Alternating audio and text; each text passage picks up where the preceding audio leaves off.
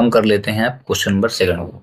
Integration apply कर दीजिए और यहाँ पे लेट कर लीजिए। ठीक है, लेट करेंगे ई की पावर 2x प्लस ई की पावर -2x और इज इक्वल टी ले लेंगे। इसका आप अवकलन ज्ञात कीजिए। ठीक है, तो ई की पावर 2x हो जाएगा माइनस ई की पावर -2x हो जाएगा अवकलन। ठीक है, इज इक्वल ये डी टी होगा और यहाँ पे आप लिखेंगे डी एक्स। बट यहाँ पे एक चीज और ध्यान देने की है, जब हम ई की पावर 2x का अवकलन ज्ञात करेंगे तो ई की पावर 2x रहेगा, फिर 2x का जब अवकलन ज्ञात करेंगे तो 2 ही आएगा, तो यहाँ 2 लगा दीजिए और इसमें भी ऐसे ही 2 को हम यहाँ पे लगाएंगे। ठीक है, तो हो जाएगा 2 ई की पावर 2x माइनस 2 ई की पावर -2x। ठीक है, देन 2 को हम बाहर ले लेंगे तो ई की पावर 2x आ जाएगा माइनस ई की पावर -2x हो जाएगा। ठीक है, और 2 बाहर आ गया, D x is equal D T हो जाएगा। अब ई की पावर 2x लिखेंगे हम, 2x माइनस ए की पावर 2x लिखेंगे इज इक्वल टू 1/2 dt हो जाएगा। अब इसको हम यहाँ पे अप्लाई करेंगे। चलिए साथ में अप्लाई कर दीजिए, तो वो इंटीग्रेशन लग गया, को लगाए। ये इंटीग्रेशन लगाने के बाद चलिए तो ये हो जाएगा। इसको अच्छे से देखें, ई की पावर 2x माइनस ए की पावर -2x dx ये हो गया। यहाँ पे dx लिखना था, 1/2 dt थी आप, तो आप यहाँ पे लिखेंगे 1/2 dt और अपॉन में इसको हमने क्या माना है t, फिर t लिखिए। 1/2 को बाहर करेंगे तो बचेगा कितना, dt अपॉन t बचेगा। ठीक है, इम्प्लाइज ले लेंगे हम। ठीक है, तो ये हो जाएगा 1/2 log t। क्यों होगा, क्योंकि dt अपॉन t का जो समाकलन होता है वो log होता है। ठीक है, तो log t हो जाएगा। बट अब आप यहाँ इक्वल लगाएं, 1/2, यहाँ पे प्लस सी जरूर करिएगा, फिर log लिखिए और t की वैल्यू, t हमने क्या माना था ये देख लें आप, इतना पूरा हमने t माना था, तो आपको यहाँ पे t रखना है। कितना हो जाएगा, e की पावर 2x प्लस e की पावर -2x और प्लस c हो जाएगा। ठीक ना, तो करेक्ट आंसर आपको समझ में आ गया। जो हमने इंटीग्रेशन सॉल्व किया इसका जो करेक्ट आंसर वो देखिए, e की पावर 2x माइनस e की पावर -2x अपॉन e की पावर 2x प्लस e की power -2x is equal to, यहाँ dx था, कितना आंसर आ गया। इसका करेक्ट आंसर 1/2 log e की पावर 2x प्लस e की पावर -2x प्लस c है। ठीक है, और इस प्रकार क्वेश्चन हुआ सॉल्व। चलिए क्वेश्चन हम थर्ड करेंगे। इसमें क्या लिखा, sin 3x dx। इसको सॉल्व करने के लिए हम यहाँ पे सबसे पहले तो आपको हम बताएं sin 3x का फार्मूला लगाएंगे। ठीक है, सच दैट करके आप लिखें sin 3x is equal to. ठीक है, अब sin 3x इज इक्वल होता क्या है तो वो देखें, sin 3x इज इक्वल होता है 3 sin x माइनस होता है 4 sin क्यूब एक्स। हम साइन क्यूब की वैल्यू फाइंड करेंगे, तो आप यहाँ लिखें sin 3x और माइनस हो जाएगा 3 sin x और अपॉन में 4।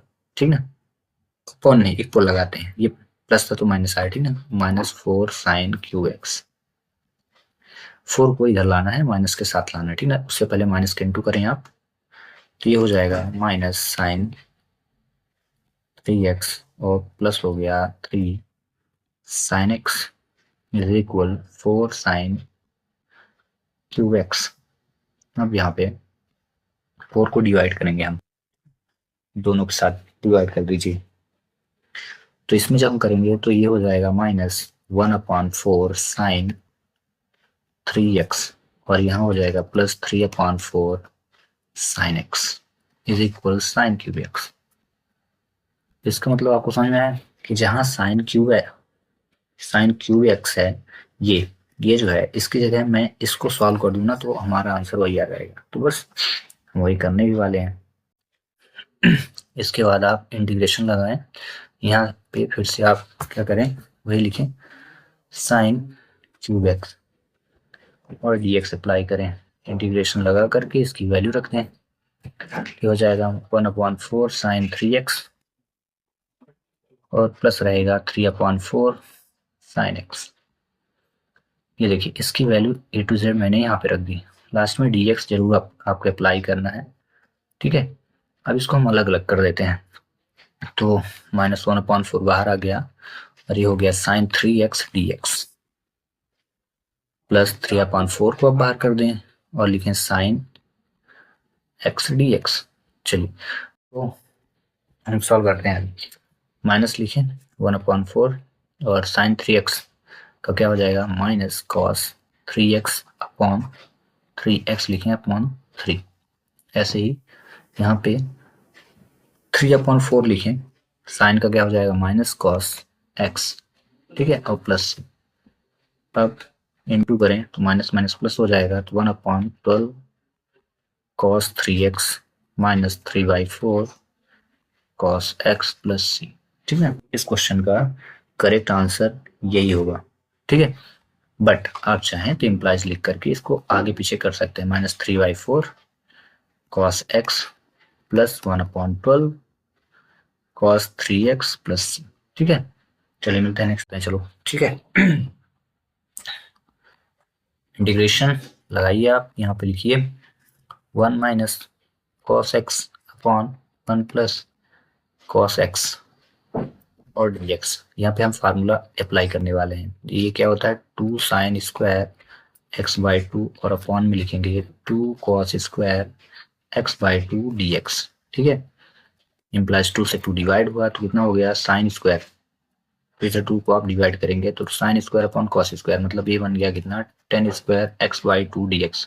अब इसका इंटीग्रेशन होता नहीं है, यदि नहीं होता तो हम यहाँ पे आइडेंटिटी यूज करके इसको सॉल्व करने वाले हैं। देखना कैसे, ये हो जाएगा 1 माइनस, ठीक है। तो जब हम चेंज करेंगे ना आइडेंटिटी सेकंड से, तो ये बनेगा कितना सेक स्क्वायर x माइनस 1। तो यहाँ पे देखो x/2 है तो सेक स्क्वायर x/2 माइनस 1 और dx हो जाएगा। क्यों हुआ अब ध्यान देना, 1 प्लस tan स्क्वायर x या x से ही कर देते इज इक्वल होता है सेक स्क्वायर x। तो हम अगर मैं tan स्क्वायर x की वैल्यू निकालूं तो कितना हो जाएगा सेक स्क्वायर x माइनस 1। इसीलिए देखो यहाँ tan स्क्वायर था तो मैंने सेक स्क्वायर x माइनस 1 कर लिया। अब यहाँ पे आप इंटू कर दो dx से, तो ये हो जाएगा sec square x upon 2 dx minus और माइनस के साथ 1 dx। अब सेक स्क्वायर x का क्या होता है tan स्क्वायर, ठीक ना। तो हम यहाँ लिखेंगे tan स्क्वायर x/2 और डिवाइड में 2 है तो इसका जब हम इंटीग्रेशन निकालेंगे तो इनटू में आएगा, इनटू में है तो डिवाइड में और डिवाइड में होगा तो इनटू में, तो माइनस x प्लस सी हो जाएगा। इंटीग्रेशन आप यहाँ पे अप्लाई कर दें तो आंसर क्या बनेगा 2 tan square x/2 minus x, ठीक ना। इस प्रकार से क्वेश्चन हो जाएगा सॉल्व।